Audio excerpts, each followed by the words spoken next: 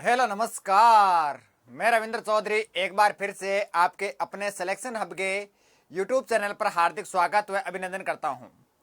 दोस्तों, आज मैं बात करूंगा आपके सामने सीईटी स्नातक स्तर सिलेबस के बारे में, क्योंकि आप सभी को पता है कि पिछले 24 घंटे से ये न्यूज़ आ रही है कि सीईटी के फॉर्म की आपको महीना बता दिया गया है। इसके अलावा आपको एग्जाम का जो महीना है वो बता दिया गया है और जल्दी आपके सामने 10 या 15 दिन के बाद में नोटिफिकेशन आएगा। उसमें आपको डेट भी बता दी जाएगी कि आपके फॉर्म कब से कब तक भरे जाएंगे, इसके अलावा आपके एग्जाम कब होंगे। तो उससे पहले आपको पता होना चाहिए कि आपका सिलेबस क्या है। तो आइए शुरुआत करते हैं। तो सबसे पहले मैं बात करूं तो आपके देखो यहाँ पर लिखा हुआ है कि समान पात्रता परीक्षा सीईटी और आपका यानी स्नातक स्तर के लिए ये सिलेबस है। और इसमें हमारे आलोक राज जी ने हिसाब का है कि सिलेबस पुराने वाला ही रहने वाला है, इसमें नाम मात्र का हम चेंज करेंगे। तो सिलेबस आपके पास यही होना चाहिए। तो देखो, सबसे पहले मैं आपको बता दूं इसके बारे में कि 150 क्वेश्चन आपके रहने वाले हैं, 300 नंबर के आपके रहने वाले हैं, 3 घंटे आपके पास होंगे। और इसमें मोटा मोटी अगर मैं बात करूं आपके सब्जेक्ट की, तो देखो भारतीय राष्ट्रीय आंदोलन, इसके अलावा मैं बात करूं तो राजस्थान का इतिहास, आर्ट एंड कल्चर, और राजस्थान का भूगोल और भारत का भूगोल, और आपके सामने आपको दिया गया भारतीय राजनीतिक व्यवस्था, यानी आपका इंडियन पॉलिटी भी है और राजस्थान की राज व्यवस्था यानी राजस्थान की पॉलिटी भी है। भारत की अर्थव्यवस्था है, राजस्थान की अर्थव्यवस्था है, विज्ञान एवं प्रौद्योगिकी है, इसके अलावा आपके रीजनिंग है, सामान्य हिंदी है, सामान्य इंग्लिश है, कंप्यूटर का ज्ञान है, इसके अलावा समसामयिक घटनाएं यानी करंट अफेयर है। करंट अफेयर की मैं बात करूं तो आपको राजस्थान का भी पढ़ना है, भारत का भी पढ़ना है, अंतर्राष्ट्रीय भी आपको पढ़ना है। उसके बाद में इसमें कहा गया है कि जो आपके पर्सन होंगे वो बहुविकल्पी पर्सन होंगे। और इसमें ये पुराना वाला नोटिफिकेशन है, तो इसमें कहा गया नेगेटिव जो मार्किंग है ये नहीं होगी। तो आपको ध्यान रखना है कि नेगेटिव मार्किंग इस बार होगी और 1/3 होगी। ये इसमें थोड़ा सा बदलाव किया गया है। उसके बाद मैं बात करूं आपके सामने टॉपिकों की, तो मोटा मोटी मैं आपको थोड़े से टॉपिक बता देता हूं। बाकी ये जो पीडीएफ है ये आपको टेलीग्राम पर आपको मिल जाएगी। तो देखिए, सबसे पहले भारतीय राष्ट्रीय आंदोलन पर विशेष बल के साथ राजस्थान और भारत का इतिहास आपको पढ़ना है। तो इसमें देखो 19वीं और 20वीं शताब्दी में सामाजिक एवं धार्मिक सुधार आंदोलन आपको पढ़ना है। इसके अलावा भारतीय स्वतंत्रता आंदोलन विभिन्न अवस्थाएं उसकी पढ़नी है। और इनमें देश के विभिन्न क्षेत्रों को योगदान करता और उनके योगदान को आपको पढ़ना है। 1857 की क्रांति आपको पढ़ना है। उसके बाद राजस्थान में जनजाति आंदोलन आपको पढ़ने हैं, किसान आंदोलन आपको पढ़ने हैं, राजनीतिक जन जागरण आपको पढ़ना है। इसके अलावा आपके प्रजामंडल भी टॉपिक लगा हुआ है। फिर मैं बात करूं तो आपके एकीकरण भी है और राज्यों का पुनर्गठन भी है ना। तो मैं बात करूं तो आपके आधुनिक राजस्थान का पूरा सिलेबस है और आधुनिक भारत का आपके पूरा सिलेबस है। नेक्स्ट मैं बात करूं राजस्थान का इतिहास, कला सांस्कृतिक साहित्य परंपरा और विरासत। तो इसमें आपके सबसे पहले प्राचीन राजस्थान की मैं बात करूं तो उसमें आपके सभ्यता है कालीबंगा, आहाड़, गणेश और बालातल बेराट। फिर आपके पूरा मध्यकालीन राजस्थान का इतिहास है, क्योंकि इसमें लिखा गया है कि प्रमुख राजवंश, और उसके बाद में लिखी गई है आपके एक लाइन की प्रशासनिक व राजस्व व्यवस्था, यानी आपको प्रमुख राजवंश पढ़ना है और उसके बाद में उनकी जो प्रशासनिक व्यवस्था है उसके बारे में आपको पढ़ना है। नेक्स्ट मैं बात करूं तो आपके देखो राजस्थानी साहित्य, उनकी कृतियां और इसके अलावा क्षेत्रीय जो बोलियां हैं, यानी बोलियां आपके टॉपिक में यानी आर्ट एंड कल्चर में। उसके बाद मेले, त्योहार, लोक संगीत, लोक नृत्य है।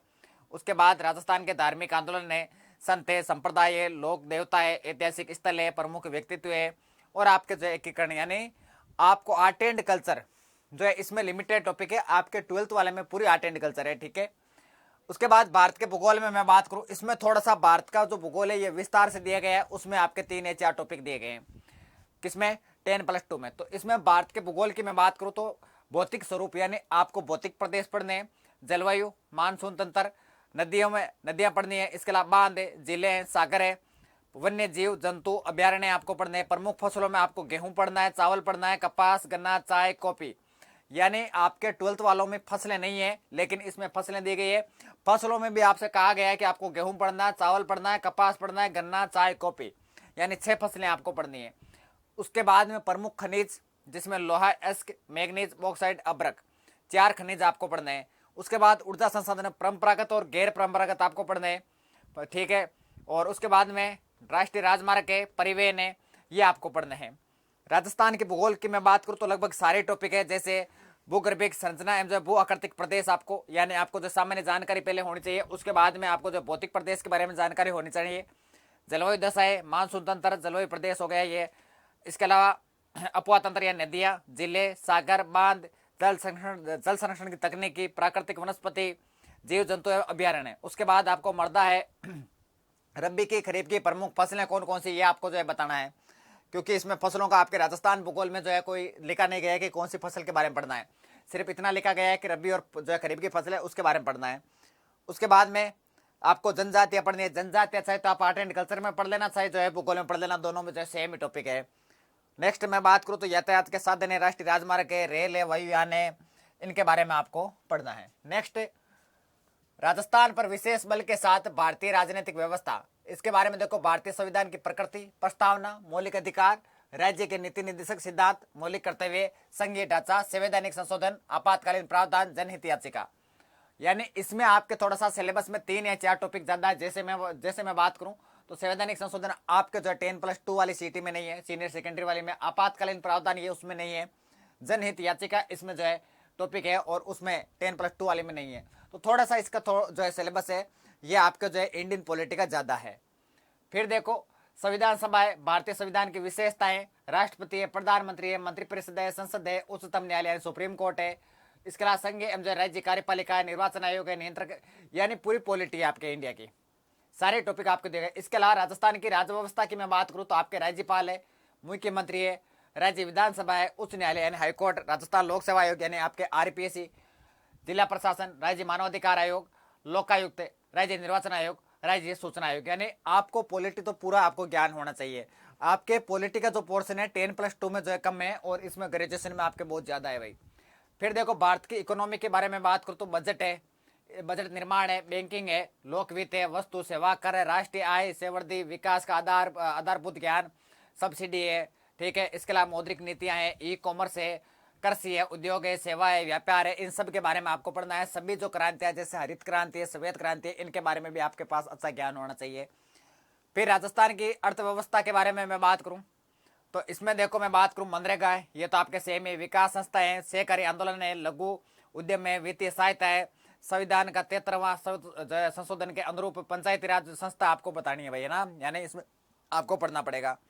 नेक्स्ट मैं बात करूं साइंस की तो साइंस में सूचना एवं संचार प्रौद्योगिकी है, इसके अलावा रक्षा प्रौद्योगिकी है, अंतरिक्ष प्रौद्योगिकी है, उपग्रह, विद्युत धारा है, उसमें है, कार्य है, ऊर्जा है, ये आपको जो टॉपिक पढ़ना है। क्लियर है। आरएच के कारक है, संक्रामक या फिर जो है असंक्रामक एवं जो है पशुजन्य रोग है, पर्यावरणीय एवं जो परिस्थिति के परिवर्तन के जो है इनके प्रभाव है, जैव विविधता, प्राकृतिक संसाधनों का संरक्षण है, ये आपका जो है यानी लगभग अगर मैं बात करूँ तो आपका जो है साइंस एंड टेक का थोड़ा सा पोर्शन इसमें ज़्यादा है, उसमें जो इतना नहीं था। उसके बाद ये आपके रीजनिंग में आपका जो है 17 से 18 टॉपिक है, ये आपको ध्यान में रखना है, सारे ही है ना। और इसमें देखो कुछ जो है मैथ के भी टॉपिक है, प्रॉपर्टी लॉस हो गया, एवरेज हो गया, रेशियो हो गया, ठीक है, ये भी आपको ध्यान में रखना है। नेक्स्ट सामान्य हिंदी की मैं बात करूँ तो लगभग जो है सारे हिंदी के टॉपिक है भाई, है ना। संधि हो गई, संज्ञा, सर्वनाम, विशेषण, क्रिया, क्रिया विशेषण, कारक, उपसर्ग, प्रत्यय, विलोम शब्द, वाक्य शुद्धि, शब्द शुद्धि, मुहावरे, लोकोक्तियां, यानी सारे आपके जो है टॉपिक है भाई हिंदी में। उसके बाद नेक्स्ट मैं बात करूँ अगले पेज पर तो ये आपके इंग्लिश का पोर्शन भाई पढ़ लेना, ठीक है। आर्टिकल है, डिटर्मिनेशन है, टेंस है, वॉइस है, ठीक है, तो ये आपको ध्यान में रखना है भाई। नेक्स्ट मैं बात करूँ कंप्यूटर का ज्ञान तो इसमें आपको जो है कंप्यूटर है, कंप्यूटर में रैम है, रोम है, डिवाइस है, इनपुट आउटपुट डिवाइस है, ठीक है, सॉफ्टवेयर है, एमएस ऑफिस है, तो इनके बारे में ऑपरेटिंग सिस्टम है, इनके बारे में आपको पढ़ना है। उसके बाद आपका आता है करंट अफेयर का पोर्शन। करंट अफेयर में राजस्थान, भारतीय, अंतर्राष्ट्रीय तीनों का आपको पोर्शन पढ़ना है। इसमें देखो चर्चित व्यक्तित्व आपको ध्यान रखना है, इसके अलावा स्थान यानी चर्चित कोई व्यक्ति है, चर्चित स्थान है, कोई संस्था है, उनके बारे में भी पढ़ना पड़ेगा। खेल है, खेल कूद है, खिलाड़ी है, ये आपको ध्यान में रखना है। तो ये था आपका सिलेबस। अब आपके पास ये पीडीएफ होनी चाहिए ताकि आपको पता रहे कि हम कौन से रास्ते पर चल रहे हैं। जिस रास्ते पर चल रहे हो उसके बारे में आपको पता होना चाहिए कि भाई मेरे को कहाँ तक जाना है और कहाँ तक इस टॉपिक को जो पढ़ना है। और आप सभी को पता ही है कि आपका जो है एग्जाम का जो है महीना बता दिया गया है, यानी नवंबर में आपका एग्जाम होगा, है ना। तो अभी से तैयारी में लग जाइएगा। और यदि आप जो है सीटी की शानदार तैयारी करना चाहते हैं तो हमारी 1 मई से सिलेक्शन हब के यूट्यूब चैनल पर जो है एक सीरीज शुरू की हमने 1 मई से, जिसका नाम है आरंभ सीरीज। उसमें आपकी लगातार जो है क्लास होती है। इसमें हमने कल जैसे मेरी क्लास हुई थी तो मैंने एमसीक्यू और पीआईक्यू की चर्चा की है कि सीईटी में कौन कौन से क्वेश्चन पीछे पूछे गए थे, उसके बारे में आपको पता होना चाहिए ताकि आपको यह पता रहे कि हमको जो है किस लेवल तक पढ़ना है। अब आज से हमने जो है टॉपिक वाइज जो MCQ और PIQ शुरू किए और आज मैंने 1857 की जो क्रांति के MCQ और PIQ करवाए। तो आप जाकर उस वीडियो को देख सकते हैं और लगातार ऐसी जानकारी के लिए हमारे साथ बने रहेगा। और यदि अभी तक आपने जो है अपने सिलेक्शन हब के यूट्यूब चैनल को सब्सक्राइब नहीं किया तो जरूर करें, लाइक करें, शेयर करें सभी दोस्तों के साथ। ओके, धन्यवाद। जय हिंद, जय भारत, जय जय राजस्थान।